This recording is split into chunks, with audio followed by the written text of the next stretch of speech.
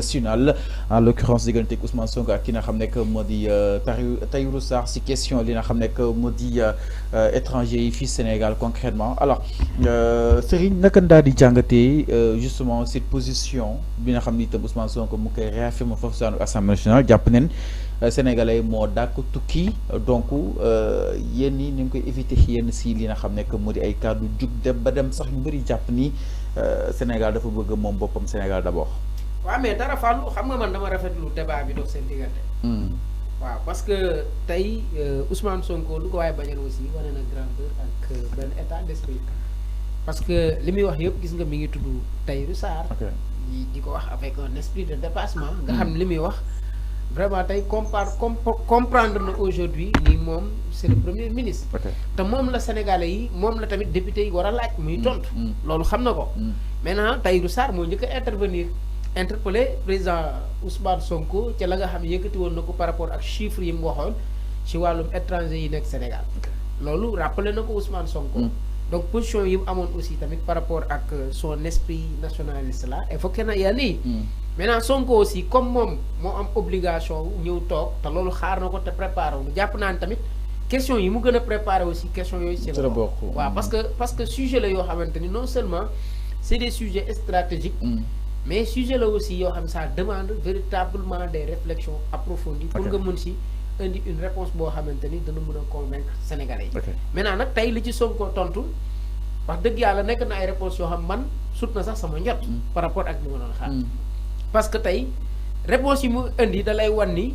c'est quelqu'un qui maîtrise absolument la conjoncture mondiale parce que ni mu wax noonu la àdduna bi du doxee il faudra nécessairement nag ñu def très attention par rapport ak yenn discours yi parce que yenn discours yi mën na susciter ay réactions yu bëree bëri des réactions multiples et multiformes parce que dafa am fu àdduna bi taa toll xam nga aujourd'hui àdduna bi on parle de village planétaire de mondialisation dafa am doxalin yi ci yu bëree bëri yu changé gis nga même boo demee aux États-Unis Donald Trump ñëpp xam nañ ni tey son discours nationaliste la am na lu mu ko am c'est un discours qui a porté ses fruits loolu ñëpp xam nañ ko mais la muy virulent en termes de discours doo dégg mukk Donald Trump stigmatisé benn ethnie wala xeet ne ñii nangam ak nangam doo gis mu def même boo demee en France Marine Le Pen du def loolu ñoom ñëpp quand ils parlent ils disent des étrangers parce que bëgguñu toucher des sensibilités parce que ñu ngi bàyyi xel ni tey ni ay yeneeni nit nekkee seen ay territoire noonu la ay américain noonu la ay français aujourd'hui nekkee ci territoire yooyu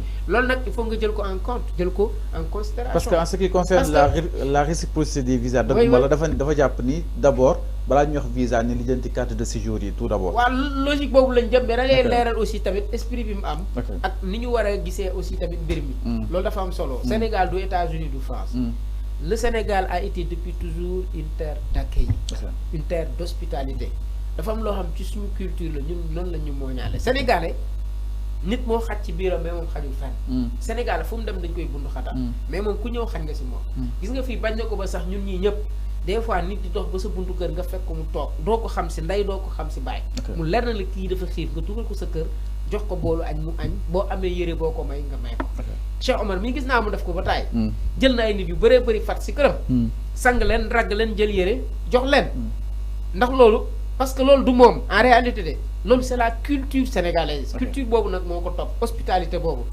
loolu nag loolu valeur la si ñun maintenant nag valeur boobu ak contexte bi stratégiquement parlant ñun ñoo xam ni ñu ko war a gestionner aujourd'hui comme adduna bi dafa changer te boo nekkee njiitu réew aussi il faut nga stratégique par rapport ak démarche par rapport ak yeneen xeet yi nga xamante ni noonu la ñuy jokkoo mais daal en toute sincérité vraiment gis naa ni def nañ un débat contradictoire kenn merul lii nag mooy vitalité démocratique tey moo kii mënoon a génn jàpp ni Tahirou Sarr daf ko attaqué mu ñëw am nu mu tontoo mu demee neneen mais gis nga diplomatiquement daf ko tontu tudd turam avec beaucoup de responsabilité man vraiment loo xamante ne la vraiment daf ma touché mais daal j'apprécie véritablement le discours bi nga xamante ne alors mi ngi noonu exactement Cheikh Omar par rapport ak boobu dina xam ne que moo di débat ouvert diggante Ousmane Sonko ak ki nga xam ne que moo di Tahirou Sarr jàpp na ni balaa Sonko dafa ne la réciprocité exactement des visas moom jàpp na ni balaa ñu wax visa il faut ñu régler d'abord carte de séjour yi kan moo fi nekk ku fi nekkul ñaata leen toll si ay nombre jëm si li nga xam nekk moo di étranger yi waaye itam fexe itam ba xëy mi nga xam ni itam des fois da nga koy bénéficier wu ñu jiite si sénégalais concrètement. yaa ngi déglu discours président. président yëpp nag laay wax. de Senghor en passant par Abdou Diouf Abdoulaye Wade lan la ñuy wax bu ñuy def discours à la nation. en série. Sénégalais, sénégalaises, étrangers qui vivent parmi nous. Le Sénégal, c'est la rencontre entre l'histoire et la géographie. Je vous donne un exemple. Serigne, il m'est arrivé d'aller au Cameroun. Je suis allé au Cameroun. Je suis tombé sur un taximan qui est camerounais et qui parlait ma langue. Le Camerounais, le chauffeur camerounais, il parlait peul comme man. Xam nga so demee ci Cheikh Anta Diop quand il parlait d'état fédéral africain dans son imaginaire et son projet de société, il parlait d'unicité culturelle. Cheikh Anta Diop unicité culturelle bi mu doon c'est quand il parlait même que Afrique dafa war am États-Unis d'Afrique. Dafa ne dañuy jël Afrique de l'Ouest parce que ñoo bokk ay culture. Au Sénégal, il y a du malien au Sénégal. Parce que ci li ñuy làq ci suñu ay kàllaama. Vous comprenez? Man, je veux parler avec le Guinéen. Yaa ngi dégg? Mu ne ñu def benn partie boo xam ne Afrique australe ñu def partie boo xam ni Maghreb. Donc am na loo xam ni dafa jiitu nos micro-états. Quand on parlait de balkanisation, on a voulu réduire de petits États. Est-ce que tu vois une grande différence entre le Gambien et le Sénégalais? Et puis, à l'heure où nous, on parle d'intégration africaine, déjà, le gouvernement, ministre de l'intégration africaine et des affaires étrangères. Donc, ça veut dire que, pour une fois, on ne considère pas les pays africains comme étrangers, mais on les considère dans un grand ensemble. L'Europe, elle s'est construite parce qu'ils savent que kenn kese du dem. On a besoin d'avoir de grands ensembles. On ne peut pas être dans la CEDEAO. Sa carte d'identité bi nga yore CEDEAO la moom la malien bi yore CEDEAO la. Togolais bi moom la yore. Parce que yéen a bokk même espace. Loolu mooy première chose. Donc sur ce débat je voulais pas ñu ne parce que Tahirou Sarr c'est vrai que c'est un député mu interpellé Ousmane Sonko sur cette question mais ce n'est pas Tahirou Sarr. C'est tous les Sénégalais qui ont voté pour Tahirou Sarr pour que mu représente leen sur cette question. Kon mënu woon wax leneen lu dul loolu mais Sonko en donnant la réponse il ne répond pas seulement à Tahirou Sarr il répond à tous les Sénégalais mais aussi il répond aux autres pays. Je te dis dem na Cameroun dans le cadre d'une mission je ne savais pas que Cameroun dañuy laaj visa Sénégal xaw ma ko woon. xam nga ko woon yow pour nga dem Cameroun tu paies le visa. Pays africain. Oui. Le Cameroun man bi may ñaari option moo am damay dem seen ambassade ma déposer ma fay avant may dem wala su ma nee cëpp seen dëkk dama war a fay visa bi ci saa si wala dañ may delloo léegi est-ce que ñun waruñu def réciprocité ñun ak waa Cameroun parce que doomu Cameroun yaa ngi fi ñëw te fay ñu visa par exemple pour nga dem Maroc relation bi Sénégal am ak Maroc ñun duñu fay visa donc je crois que ce que les gens n'ont pas entendu nit ñi dañuy jël benn phrase Sonko a été très il est dans le gouvernement nee na la Sénégal jëloon na mesure bi loi bi mu ngi fi te kenn dindiwu ko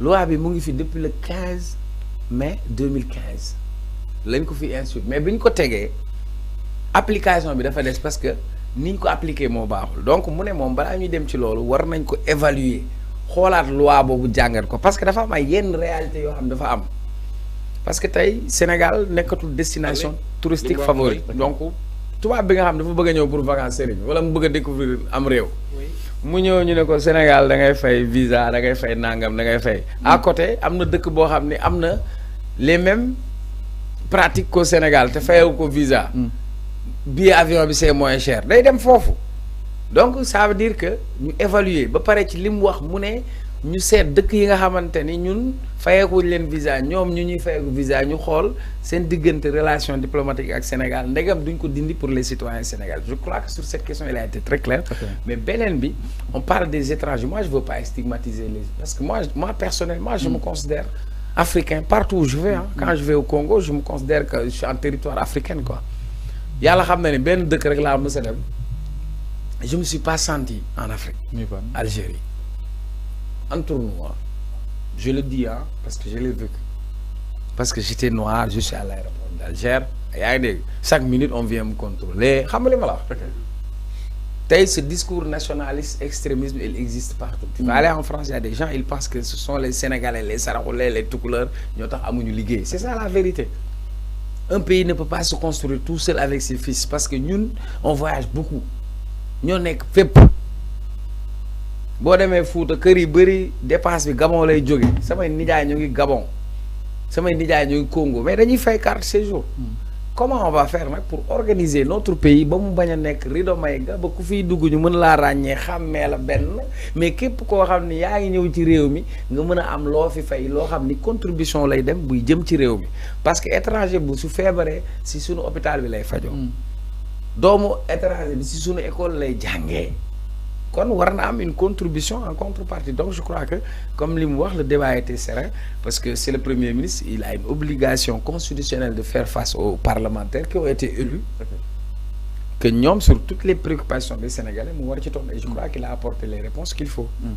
Alors mi ngi noonu exactement il a apporté les réponses qu'il faut jëmale si wàllu wu ni mel daal di ñëw suñu dernier point par rapport ak wàllug éducation bi agriculture. Textile industrialisation bi ki nga xam ne que moo di Ousmane Sonko peut-être Serigne. bëgg na bëri na de yooyu li nga dajale yëpp bu nekk mën nañ ko waxtaanee. journée moo tax bëgg na créer li nga xam ne que moo di ay conditions pour jeunes yi am xëy am si lu ñu jàpp concrètement alors naka daal di jàngatee ces conditions yi nga xam ne Ousmane Sonko bëgg na ko daal teg en place fii ak li nga xam ne que moo di mu jàpp ni juin 2025. waaw mais xam nga bu dee si li nga wax noonu côté jeunesse bi defe naa foofu nga wax. ok oui. waaw pour génne ndaw ñi ci chômage bi nga xamante ni ci la nekk. xam nga déjà pour sortir ce pays là ci situation de chômage bi mu nekk y a des leviers lesquels yoo xamante ni mën nañ ci appuyer Fallou. ok voilà dafa am ay leviers yoo xam fondamentalement il faut ñu appuyer si. déjà il faudra nécessairement que ñu bâtir une économie compétitive. Maintenant nag une économie compétitive dafay appuyer wu sur véritablement sur l'industrialisation.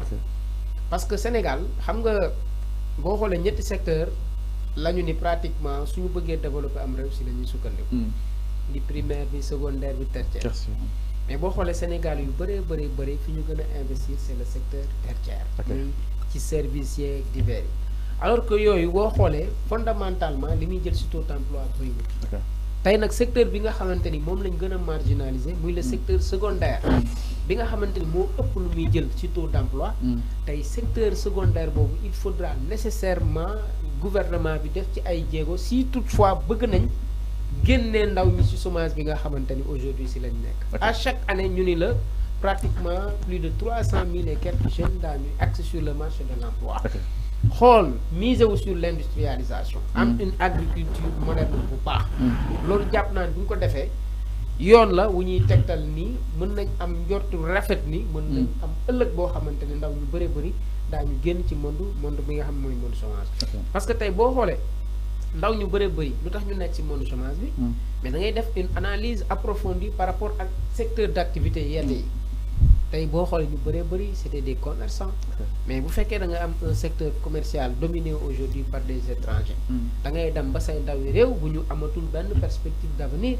ils vont rester les bras croisés wala xool yeneen yoon tey secteur bu mel ni agriculture sa mbay mu baaxul ndaw ñu bëri nekkoon ci monde rural bi doon bay bu fekkee suuf si ñu doon bayee jël nga ko jox ko ay investisseurs jox ko ay opérateurs économiques bu boobaa yaa ngi leen xañ ay espaces yoo xamante ni en jour fa lañ doon liggéeyee maintenant nga dem ci secteur yu bëri yoo xamante ni aujourd'hui boo si defee jàngat da ngay xam ni c'est des secteurs complètement en crise tey nag loolu mooy conséquence su tey chômage bi donc nag kon jàpp naa ni bu fekkee ni bëgg nañu régler le monde du chômage il faudra nécessairement investir dans l'industrialisation dans l'agriculture une agriculture wax naa ko moderne qui s'appuie sur l'industrialisation bu ñu ko defee parce que l'industrialisation kenn mënul wax régler le chômage te mënuloo wax politique d'industrialisation mais nag am nañ ci yoon bu baax parce que ci boo demee ci 8 pôles yi nga xamante ni évoqué nañ ko pôle yooyu dina am ay unité industrielle yoo xam ne ñoo koy accompagner.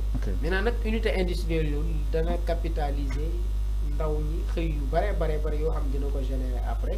jàpp naa loolu dina régler problème chômage bi. alors c'est important par rapport ak li nga xam ne que moo di analyse bi alors Cheikh Omar jëmale si li nga xam ne que moo di tey si secteur yi nga xam ne Ousmane Sonko bëgg na ko daal di joxaat doole apporter li nga xam ne que moo di ay changements fexe ba daal di war a mën a créer ay conditions de travail pour ces jeunes concrètement naka na ko daal di jàngatee. waaw mais d'abord xam nga da nga wax si éducation. waaye ma sant sama maam sunu maam Cheikh Ahmadou Bamba Khadimu Rasul xam ni ci njàngaleem am na lu ñu jël dugal ko ci suñu wàllu éducation. mooy rafetlu loolu nga xam ni état wu Sénégal gouvernement wu Sénégal.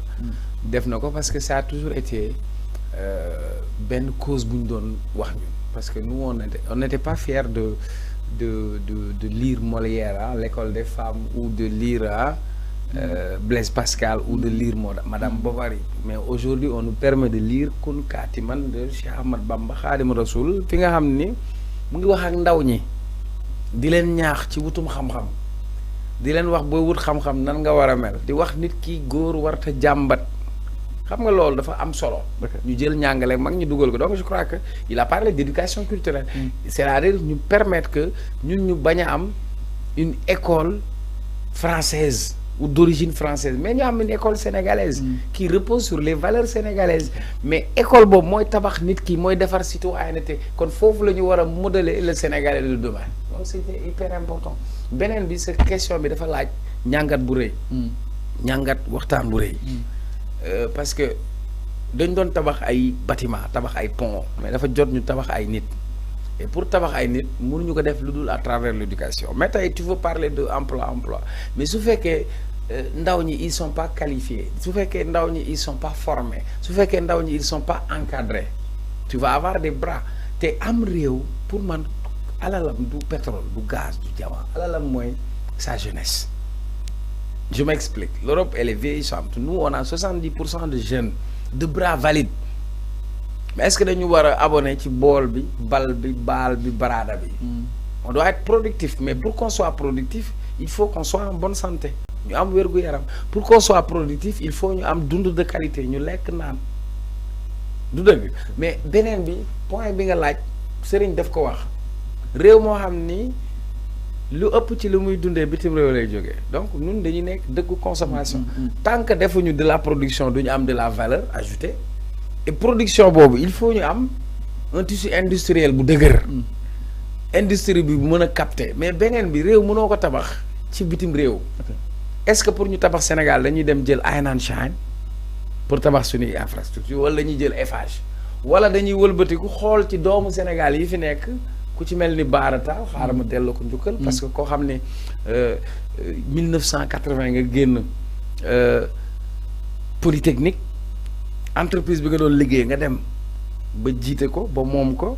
liggéey def ay preuve tabax ay tali Angola autoroute à péage diggante Malick Sy ba Patte d'Oie moom moo ko tabax am capacité boobu nekk dans le milieu du BTP depuis plus de 40 ans n'est-ce pas Serigne ku mel noonu tey état mën na sukkandiku ci ñooñu ngir créer de la valeur en matière de BTP en matière d'infrastructure voilà des leviers sur lesquels on peut s'appuyer je sais que temps bi dafay xat mais man li ma gëm te jàpp ko moom laay waxaat premier ministre Ousmane Sonko ñoom ñoo waxoon na ndaw ñi focus ci projet bi ndaw ñi nag focus nañ ci projet bi ndaw ñi joxe nañ seen liberté joxe nañ seen bakkan léegi nag na projet bi focus ci ndaw ñi te pour projet bi focus ci ndaw ñi mooy ci wàllu jàng bi ci wàllu formation mais surtout ci permettre sénégalais ñu am ay conditions yoo xam ne dinañ ci nekk c'est vrai que ndar xëyul sotti lépp mënul ne mais war nañu mën a jël mbir yu bëri jagleel ko ndaw ñi pour parce que suñu réew tey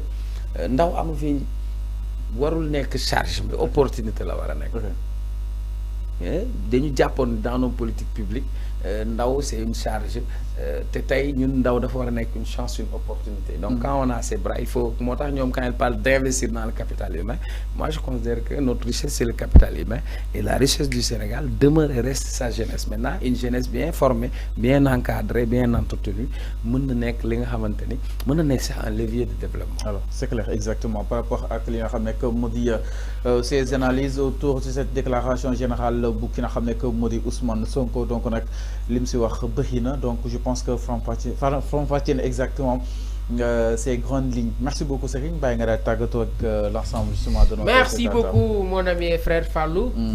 Je vous véritablement je vous encourage. Il est bien. Ouais, tu es bien. Non seulement tu es bien, mais tu fais. Tu fais notre fierté, notre petit frère. Boulot. Waaw. Mais nag keroog li ma la waxal dëgg la de. xaw ma na Cheikh Omar yëg na lool. 5 yi. waaw Serigne war na toll 5 gàll la am. ah mais yaa ko wax. mais dëgg la kay. loolu dafa ñaaw. dafa ñaaw loolu rafet. moo tax chaque jour ngay film. non mais naan la boole sa papa instant bii nii bu ñu amee kuy conseil fii. Cheikh Omar mooy célibataire daal neexul mooy suñu kilifa ñun soo neexee célibataire lépp ngay dégg. moom moo la mën a teg célibataire rek moo kañam bu dee neexul. yow Fallou yow ku la gis. vraiment ku la gis rek te xamu la. danaan gan di kilifa yooyu. kilifa laa de.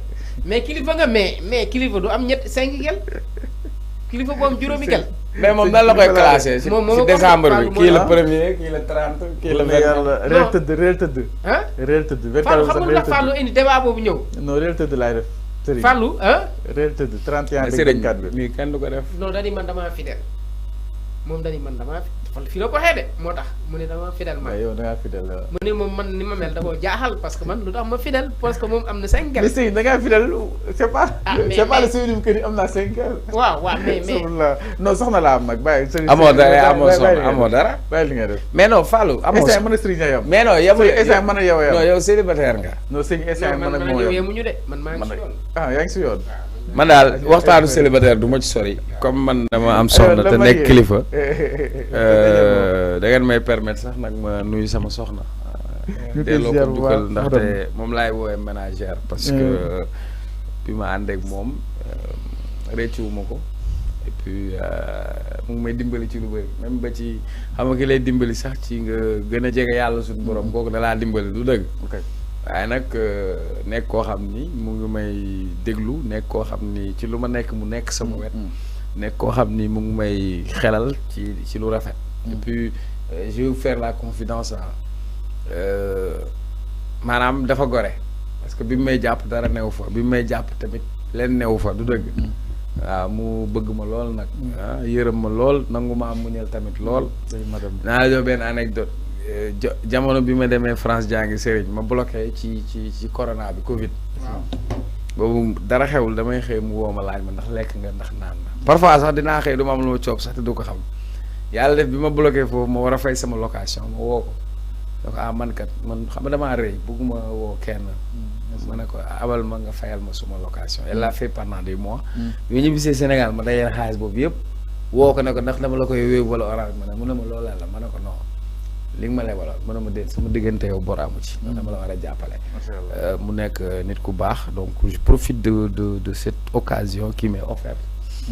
Pour t'exprimer toute ma gratitude et toute ma reconnaissance mais également mon affection et mon amour et puis voilà. Alors, grâce à toi j'ai compris ce que c'est que d'être un homme. d'être un monsieur voilà. non ma kenn. yow moom kenn nga. tasoo dara sax tasoo dara ma kenn. waaw da ngaa fidèle. merci beaucoup Serigne di la jaajëfal bu baax a baax. célibataire rek moo kañ ko dee amul njëriñ. Sonko daa war a wut loi boo xam ne ku ñor xomb ñu maye la. moo tax booy yaay tax ci maire yi rek xale jigéen koo ci wax mu naan damay xaar ak te li des fii ci di baax waaye doo wax féministe yi ñëwoon dañuy def master ne doo ci débat loolu duñ ci débat. waaw c'est le 31 décembre. balaa boobu incha allah peut-être fii ak mardi kon nga gis ay timpi tampa de. fii ak mardi incha allah. alors merci beaucoup mbokk yi di leen jaajëfal bu baax a baax ànd bi saa su nekk ak suñu programme wala.